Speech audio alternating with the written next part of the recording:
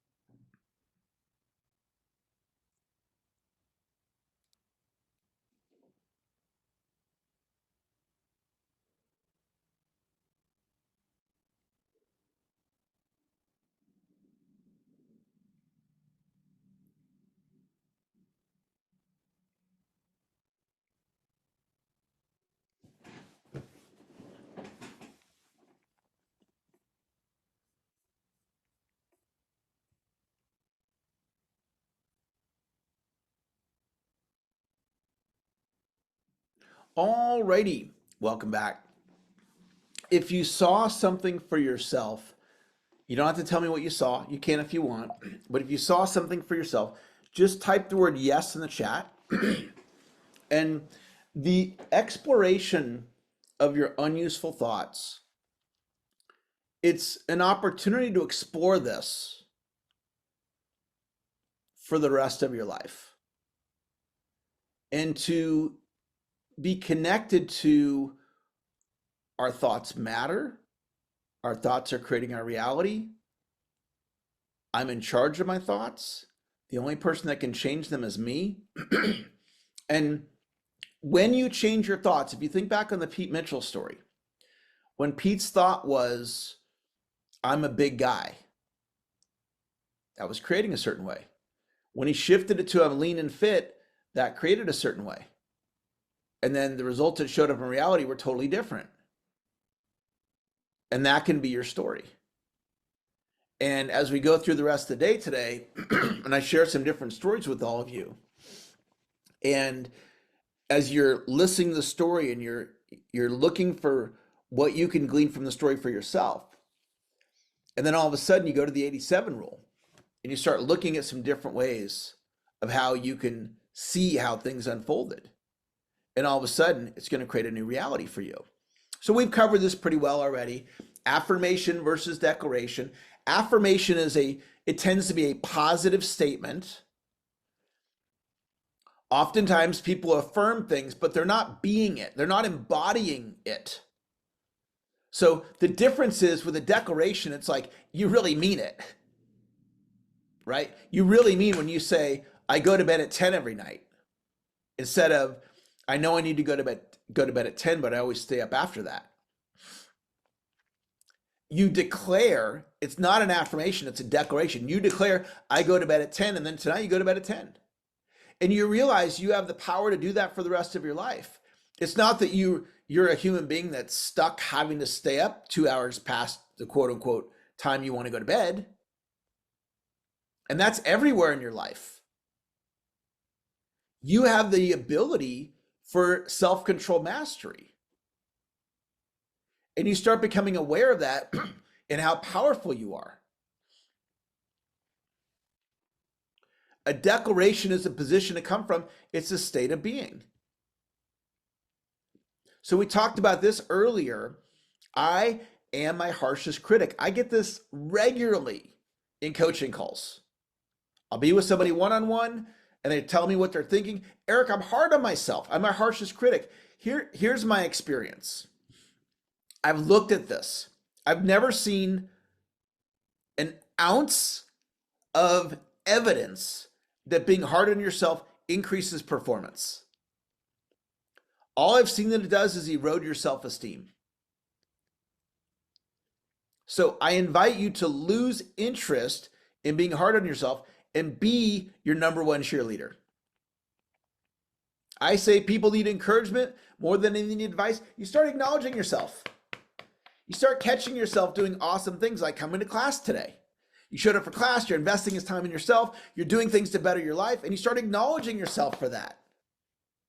Acknowledging yourself, loving yourself. I will do mirror work. Mirror work in this context is sometimes I do it on Zoom. I'm on Zoom with you guys right now. I'll turn on my Zoom camera just like it is now, and there's a bunch of you on the call, but when I do this, nobody's on here. I just turn on my Zoom. It's just me, and I hit the record. I don't hit the record. I just look at myself just like I'm looking at myself right now. And I say, Eric, I love you. I love you, Eric. Eric, I love you.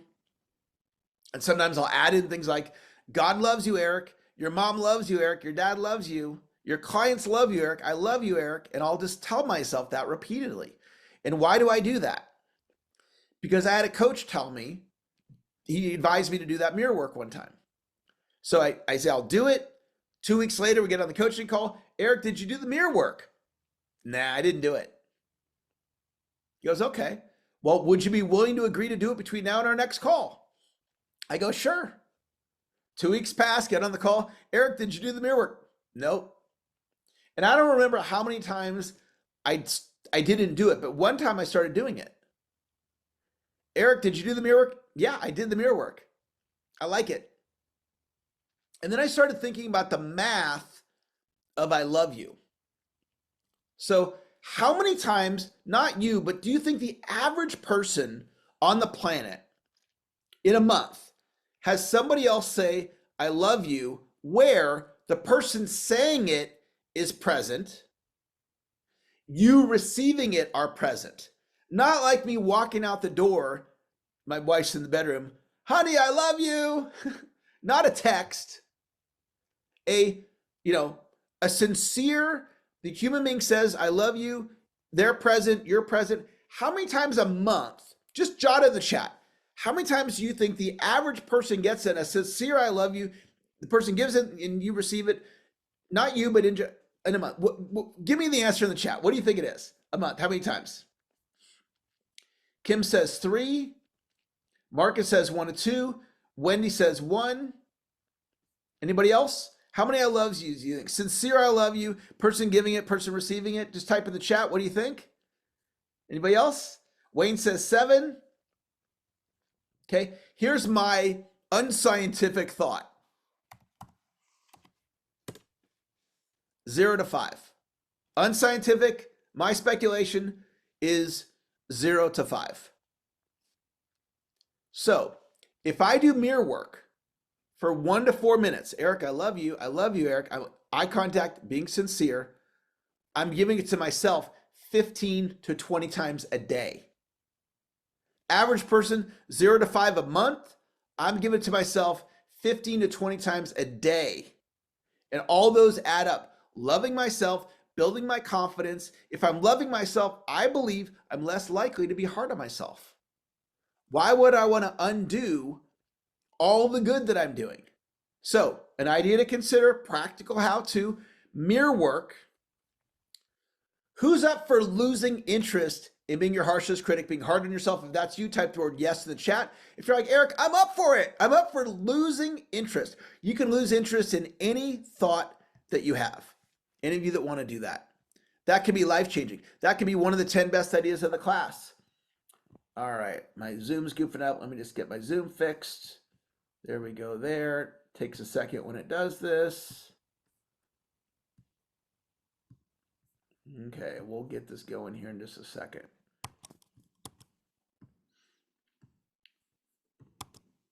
There we go. Zoom. There we go. All right, now I got you guys again. All right, let me get my notes back up here. All right, we're going to do another exercise.